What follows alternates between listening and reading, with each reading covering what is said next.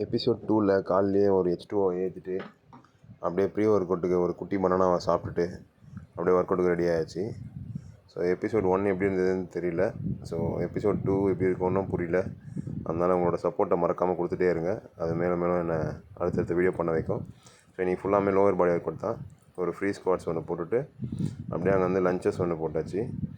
So லஞ்சஸை முடிச்சுட்டு அப்படியே cough muscle train பண்ணலாம் அப்படின்னு சொல்லிட்டு காஃப் மசில் ட்ரெயின் பண்ணேன். காஃப் மசிலை ட்ரெயின் பண்ணி முடிச்சதுக்கப்புறம் இன்றைக்கி வந்து சைக்கிளிங் போக ஆரம்பிச்சிட்டேன். ஸோ நம்மளுக்கு வந்து எந்த அளவுக்கு நம்மளுக்கு அப்பர் பாடி முக்கியமோ அந்தளவுக்கு லோயர் பாடியும் முக்கியம். ஸோ அதனால் மறக்காமல் லோயர் பாடி கண்டிப்பாக ட்ரெயின் பண்ணுங்கள்.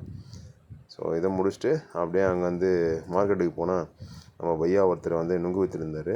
அவர்கிட்ட அடித்து பேசி ரேட்டு பேசி நுங்கு வாங்கிட்டு வந்து வீட்டுக்கு வந்துட்டு லோயர் பாடி ஒர்க் அவுட் பண்ணிவிட்டு லோவர் பேக்குக்கு வந்து லைட்டாக ஒர்க் அவுட் பண்ணிவிட்டு ஒரு 3 நுங்கை தூக்கி உள்ளே விட்டுட்டு அப்படியே டேவை பிடிச்சாச்சு. டுடே ஜாலி டுமாரோ காலி.